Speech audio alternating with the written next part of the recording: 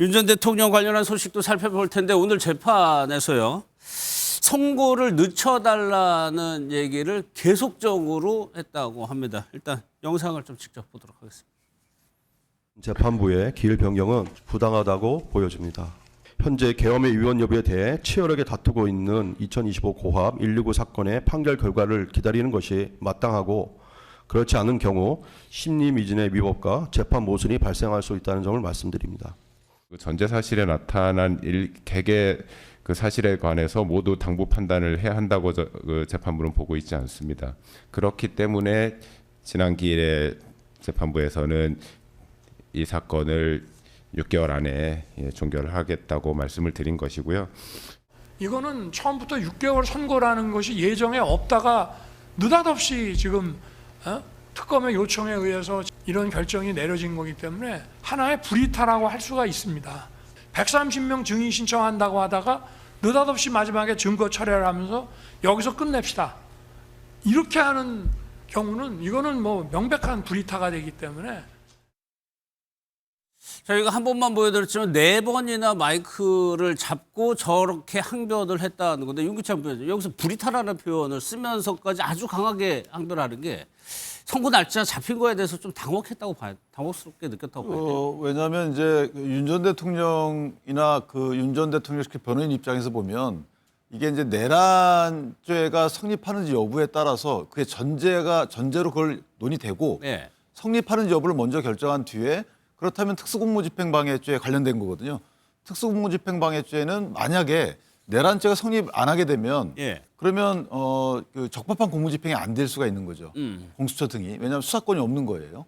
그러니까 공수처 등은 당시에 현직 대통령일 때 현직 대통령은 내란죄 및 외환죄의 경우를 빼고는 원래 수사할 수가 없는 거잖아요. 예. 그렇기 때문에 만약에 내란죄가 무죄가 나온다면 그러면 그게 적법한 공무집행이 아니었고 예. 체포영장 집행 자체가 그러면 적법한 공무집행 아닌 것에 대해서 대항하거나 방해한 것은 저희가 공직방으로 처벌하지 않거든요. 예. 그러니까 논리적 순서로 따지면 윤 전 대통령 측의 말이 맞아요.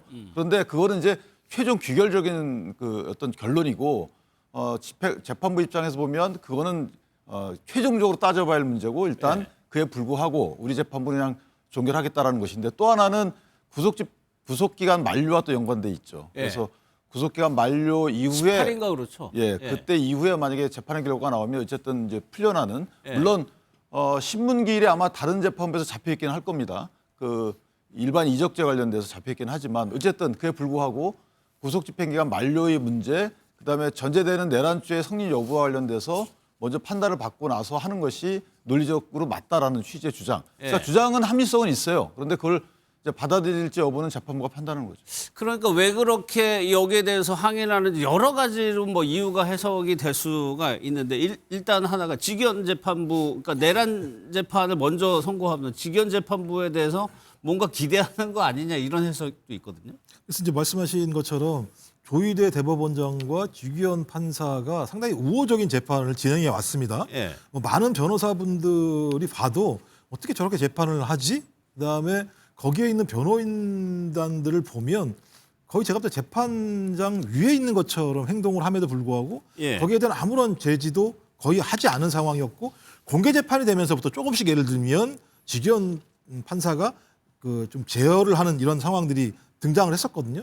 그렇다면 뭔가 믿는 게 아니고서야 아니 법원에서 특검법 법률에 의해서 6개월 이내에 재판을 결정을 해야 되는 상황이기 때문에 이렇게 판결을 하겠다고 얘기했는데 갑자기 상당히 놀란 것처럼 얘기하면서 네 번씩이나 저 문제 제기를 했다. 그리고 그 내가 4번 얘기했던 내용도 들어보니까 말이 안 되는 내용들이 상당히 많이 있어요. 실제적으로 보면 뭐 이것저것 다 갖다 얹습니다. 뭐 옛날에 얘기했던 것처럼 계엄은 사법심사 대상이 아니다는 식이에요. 뭐 계엄이 사법심사의 대상이 아니라고 얘기한다면 재판 자체를 부정하는 행위나 마찬가지인 거죠. 본인 논리에 의한다면. 근데 이 내용은 이 체포 방해에 대한 거잖아요. 체포 방해라고 얘기하는 건 형사소송법 200조에 의해서 피의자의 출석을 요구해서 진술을 들을 수 있는데 계속 본인이 진술을 듣는 내용들에 대해서 거부를 하게 되면 체포영장을 발부할 수 있다라고 하는 부분들은 법원이 집행을 하는 내용들을 허가해 준 거거든요. 거기에 대해서 방해한 내용에 대해서 법원이 다시 판단하는데 그것이 문제가 있다고 제기하는 건 저는 계속 재판을 지연하고 소위 직위원 재판부가 2월 달 또는 3월 달쯤에 선고를 내릴 때 뭔가 다른 판결을 내릴 수 있다라고 하는 생각을 갖지 않는다면 예. 전 저런 판단을 할 수 있을까라는 생각이 들기 때문에 여전히 제가 볼 때는 윤석열 전 대통령 같은 경우는 망상에 빠져 있는 게 아닌가 이런 생각이 들어요. 예. 그러니까 직위원 재판부가 맡고 있는 게 내란 재판이죠. 그러니까 실제로 뭐 저희에 나오시는 분들도 그런 얘기 가끔 하시던데 무죄. 그러니까 내란이 아니다라고 실제로 그렇게 생각하는 분들이 꽤 있더라고요. 그러니까 여론과 그다음에 희망과 재판은 다른 거죠. 우리는 네. 무죄 추정의 원칙을 우리 헌법에 보장하고 있지 않습니까? 그러다 보니까 재판 결과가 독립된 재판부가 재판 결과를 낼 때까지는 그건 기다려야죠. 다만 모든 사람들이 그러니까 진보 진영이나 이런 쪽 분들은 무조건 이건 내란이 성립되기 때문에 내란이라고 규정을 해버리고 예. 그게 나오지 않으면 오히려 재판부가 이거는 이제 그 국민 여론에 반하는 걸 내렸기 때문에 뭐 다른 재판부를 통해서라도 이걸 추진해야 된다라고 하는 게 민주당 측의 주장이잖아요. 근데 저는 이 부분은 겸허히 기다리는 게 맞다고 봐요. 뭐 법은 최소한의 상식이라고 그랬는데 네. 재판부가 뭐 증거와 법리에 따라서 판단하겠죠. 근데 미리 여기서 유죄라고 해버리면은 우리 헌법 정신도 무시하는 것일 뿐더러 네. 지금까지 나왔던 기류와 놓고 봤을 때 많은 증거들이 가리키고 증인들이 증인하는 것들이 일정한 방향이기 때문에 아마 그 준하는 결과가 전 나올 거라고 보는데 네. 마치 지금 여기에서 직위원 재판부가 뭐 이상한 것을 할 것이다. 약간 그 재판 운영에 있어서 약간 독특한 그런 성향을 보인 건 있지만 그 재판 결과가 무슨 상관이 있습니까? 예. 증거 법리에 따라서 하겠죠. 그런 측면에서 저는 차분하게 기다리는 게 맞다. 일각에서 제기되고 있는 무죄가 나올 경우 또 무죄가 많이 나오게 되면 거기에 따라서 다시 2심 가서 또 하면 되겠죠. 근데 예. 그걸 가지고 미리 예단할 저는 필요는 없다고 봅니다. 아니 그럼 유기철 변호사 일각에서는 장동혁 대표도 무죄 가능성을 언급 뭐 하고 있다 이런 뭐 보도도 있던데 실제로 좀 그런 분위기가 있네요. 예상은 다양하게 있어요. 특히나 이번 특검이 그 수사 결과 발표할 때 보면 권력 독점이라는 단어를 썼잖아요. 예. 권력 독점을 통해서 뭐 그 방법 중에 하나가 입법기구를 비상입법기구를 만든다. 그 말은 뭐냐면 그렇게 돼야지만 이 국헌문란의 목적이 인정된다고 본 건가? 이게 하나 더 부추긴 부분이 없잖아 있죠. 무슨 말씀이냐면 이 국헌문란의 목적이 있어야 되는데 그거는 입법기구 대체거든요. 장기간의 권한 행사를 불능케 하는 거. 예. 그러면 특검은 발표할 때 이 비상입법기구를 강조한 걸로 볼 때 그것이 인정돼야지만 그래야지만 이게 국헌문란의 목적이 인정되는 것인가? 그래야지만 이게 내란죄가 인정되는 것이니까. 예. 그러니까 특검도 그런 걱정을 하고 있는 거예요. 그러니까 법조인들도 다양한 의견이 있습니다. 이게 물론 정치권에서는 말씀 주신 대로 희망과 예상 이런 게 있지만 예. 법조인들 시각에서 볼 때 이게 내란죄 판례가 있어요. 그 판례에 비춰 볼 때 내란죄가 성립하는 것인가에 대해서 이거는 냉정하게 예. 갑론을박이 있어요. 갑론을박에 따라서 이게 정치인들이 어느 주장을 했다고 해서 무슨 윤 어게인이냐 이렇게 할 건 아니고 네. 왜냐하면 그 말을 하시는 분들도 법조인들이 많기 때문에 그래서 저는 장동혁 대표가 어떤 말을 했는지는 떠나서 네. 갑론을박이 있을 수 있는 사안이고 거기에 대해서는 뭐 기대라고 저희가 굳이 그렇게 평가할 건 아니고 여러 가지 의견이 있을 수 있습니다. 뭐 장동혁 대표도 뭐 법조인 출신이기도 근데 이제 그런 말을 하고 다녔다는 그런 또 말이 있지만 했는지 안 했는지가 거기까지는 불명확해요. 예. 아직까지는. 아니 그런데 예전에 박근혜 전 대통령 탄핵 때도 그렇고 윤석열 전 대통령 요거 탄핵 때도 그렇고 보수 진영에서 안 될 거다 이런 예. 주장 되게 희망회로를 많았거든요. 많이 돌리죠. 예. 정말 희망회로를 많이 돌리고 그들만의 이제 도그마에 빠져서 결국 그때 이제 박근혜 대통령 탄핵 때 그걸 반면교사 삼아서 이번에는 섣불리 사과하고 물러서면 안 된다. 예. 이런 것들이 이제 많이 작동을 하고 또 그때 박근혜 탄핵 때 같이 일했던 사람들이 많이 스카웃이 되죠. 2024년 5월 경부터 이제 대통령실에 들어가서 있고 그 뒤에 자문을 구하는 황교안 전 총리라든지 이런 식으로 자문을 구하는데 그들이 다 이제 그 기존의 탄핵 때 경험을 거꾸로 이제 해석해서 하는 분들인 거죠. 예. 쉽게 예를 들어 보면 피의자의 방어권도 좋고 무죄 추정 원칙도 다 좋습니다. 서글픈 거 하나만 말씀드려 보면 엊그제 조지호 청장에 대해서 헌재에서 이제 중요한 결정이 났죠. 물론 탄핵했죠. 법원과 예. 헌재는 다르지만 굉장히 그게 만약에 내란이 아니었다 그러면 파면까지 갔겠습니까? 그리고 또 서글픈 거 장군들 앞에서 윤석열 전 대통령 스스로 뭐라고 그랬습니까? 나 때문에 이렇게 나와서 받는 사람들께 안타깝다. 사과도 아니에요. 안타깝다라고 표현했어요. 그러면 진정성 있는 사과를 한다 그러면 정말 내가 이것을 나를 다 처벌을 해달라. 이 사람들은 다 용서해달라. 이런 마음이라고 그런다면 왜 화끈하게 그래도 대한민국의 대통령이었었다고 한다면 예. 국민들 앞에 그런 모습을 못 보이는가 정말 서글픈 일입니다. 예. 어제 그래가지고 생일날 이제 메시지 낸 거 저희가 전에 들었죠. 이게 선거가 한 달도 안 남았고 오늘 이렇게 강변하는 거 보면은 글쎄 어떤 목적이 있는 것 같기도 그래 보이는데 지령문 같다 이런 해석도 나오고 있습니다. 한번 보도록 하겠습니다. 저는 어저께 그걸 보면서 좀 끔찍한 생각이 들었어요. 극우 청년들에게 마치 지령을 내리는 듯한 지령문으로 봤습니다. 그래서 지난번에 보면 서부지부 폭동이 있었지 않습니까?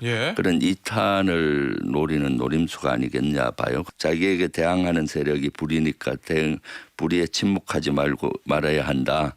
서부지부 폭동처럼 다시 일어나라.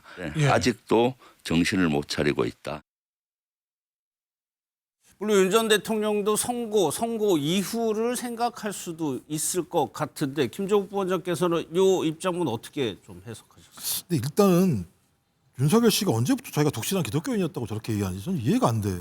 최근 들어서 좀 많이 언급하죠. 그렇게 예. 폭탄주를 많이 드시는 기독교인이 계시는지 잘 모르겠다라는 생각이 들고요. 그다음에 또 왕자 손에다 새기고 대선 후보자 나오셨던 분은 아니에요.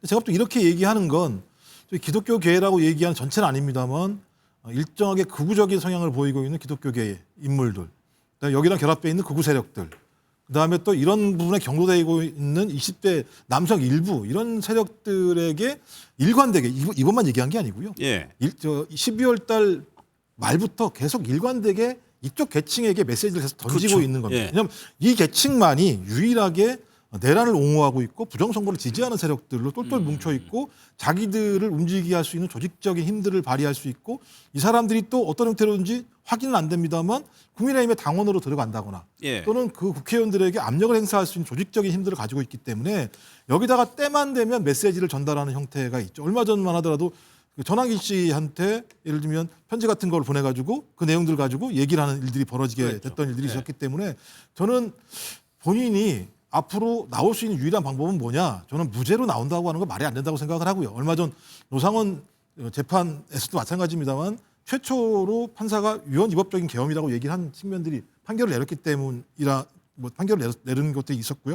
전 그래서 내란 우두머리 범죄는 유죄가 나오게 되면 사형 또는 무기징역밖에 없는 상황인데 이것을 예. 바꿀 수 있는 유일한 방법은 정치 권력을 획득해서 정치 권력 획득 이후에 사면법권 외에는 아무런 방법이 없는 상황이기 때문에 자기의 특정한 지지 세력들을 끝까지 어떤 형태로든지 모아가겠다. 이런 생각들을 가지고 계속적으로 상황만 되고 때만 되면 이런 메시지를 전달한다고 보는 건데요. 예. 저는 이런 것들 자체가 오히려 국민의힘에게 큰 아마 부담이 될 거라는 생각이 들거든요. 예. 전 그런 의미에서라도 국민의힘이 빨리 절연을 해야 되는데 장동혁 대표는 좀 그러지 않은 측면이 있어서 예. 저는 아마 앞으로 국민의힘이 윤석열이라고 하는 질문을 계속 짊어지고 가는 것 자체가 가능할 것인가? 그리고 가능하지 않을 가능성이 좀 1월, 2월 달 선거가 나오면 결정되기 때문에 좀 그때쯤 되면 또 다른 방식의 어떤 흐름들이 나오지 않을까 생각이 들기도 합니다. 제가 이것만 한번 보고 그 질문 드려볼게요. 조국 대표는 글쎄요 발언이 굉장히 거치네요. 이렇게 가증스럽다. 본인이 사형 폐지론자였던 것 같습니다. 이 신념이 흔들릴 정도로 가증스럽다. 이렇게 좀 비판을 했는데 이 부분이요. 윤 전 대통령이 이렇게 계속해서 메시지 내고 입장문 내는 것이 네. 국민의힘 입장에서는 이게 부담이 됩니까? 어떻습니까? 부담이 되죠. 뭐 사실 윤 전 대통령은 어쨌든 지금은 탈당을 했고 좀 공식적으로 관계는 없지만 어쨌든 그 국민의힘 배출한 대통령이었죠. 전직 대통령이었잖아요. 부담되죠. 근데 저는 이렇게 봐요. 윤 전 대통령이 지금 얼마큼 영향력이 있을지 몰라도 네. 윤 전 대통령이 지금 할 수 있는 것은 재판정에 출석해서 법리적으로 다투는 게 하나가 있겠고 그다음에 여론을 통해서 자신의 그것이 신념이었다고 주장하는 또 통로가 하나 있겠고 그 두 가지 그걸 하는 거예요. 근데 그걸 가지고 때만 되면 뭘 한다고 비판하는데 그러면 전직 대통령이 어쨌든 재판을 받고 있지만 그 말할 자유도 없나요? SNS에 글 하나 못 올리고 접견을 변호인한테 이거 좀 대신 올려달라 그 말도 못 하나요?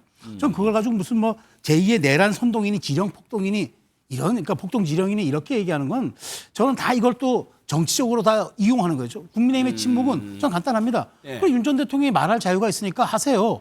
법리적으로는 재판정에서 다투고 여론전에서는 본인이 페북에 글을 그러니까 SNS에 글을 올리세요. 이렇게 얘기를 하는 겁니다. 그냥 지켜보면 되는데 저는 그래서 이걸 너무 국민의힘과 연결짓는 과한 해석을 하고 있다고 보고요. 하나 예. 더 말씀드리면은 지금 아까 무슨 뭐 이제 김종혁 전 최고가 뭐 그 윤 전 대통령이 아마 무죄가 되고 나면 판이 바뀔 거라면 장동혁 대표 얘기하는데 제가 듣는 장동혁 대표도 이런 얘기 최근에 한다 그래요.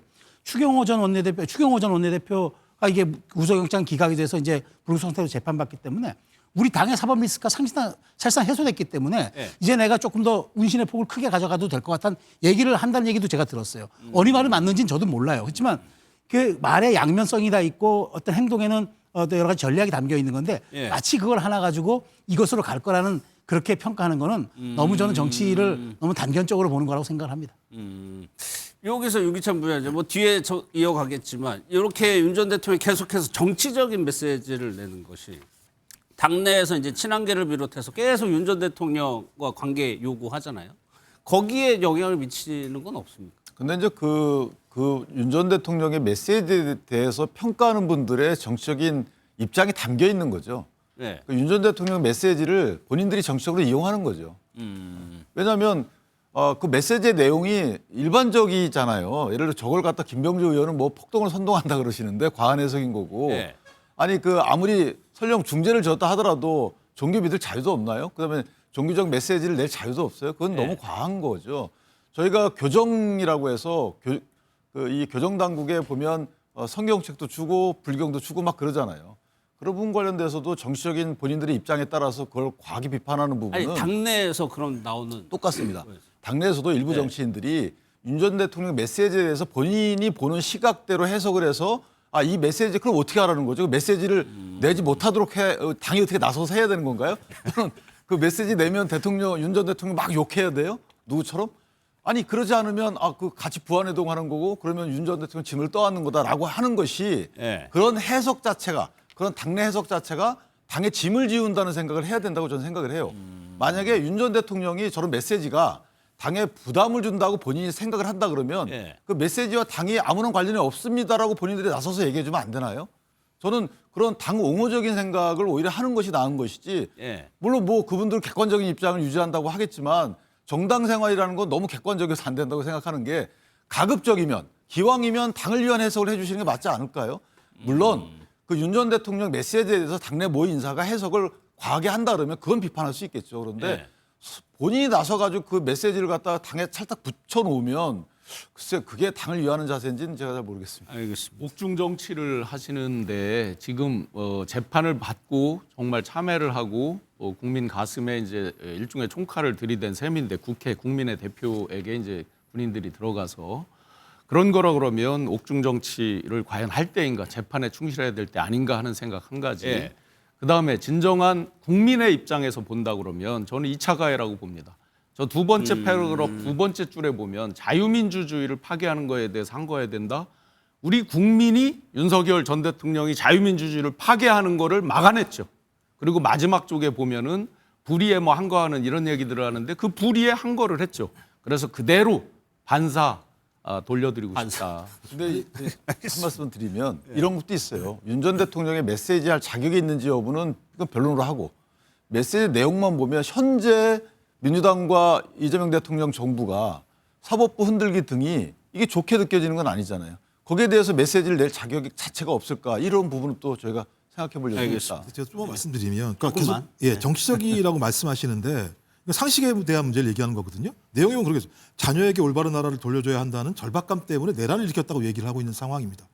예를 들면 민의의 전당인 국회에다가 소총으로 무장한 특전사를 보내고 헬기를 보내고 장갑차를 보내고 선관위에 정보사 요원을 보내고 그다음에 방송국에 단전단수를 하고 민간인 세포 투옥하고 비상입법 기구 만들겠다고 하는 얘기를 한 사람이 이렇게 하면 예를 들면 자녀들에게 올바른 나라를 돌려줄 수 있다라고 판단한다는 것 자체에 대해서 저는 특정 정당을 떠나서 모든 정치인들은 비판해야 된다고 저는 보는 거예요. 이것도 비판하지 못한다면 제가 볼 때는 오히려 상식이라고 하는 부분들을 정치적 수단 때문에 정치적인 입장 때문에 저버리게 된다면 우리 사회가 어떤 보편적 가치를 가지고 운영될 수 있을 것인가라고 하는 또 다른 담론과 또 다른 토론을 해야 되는 거죠. 알겠습니다.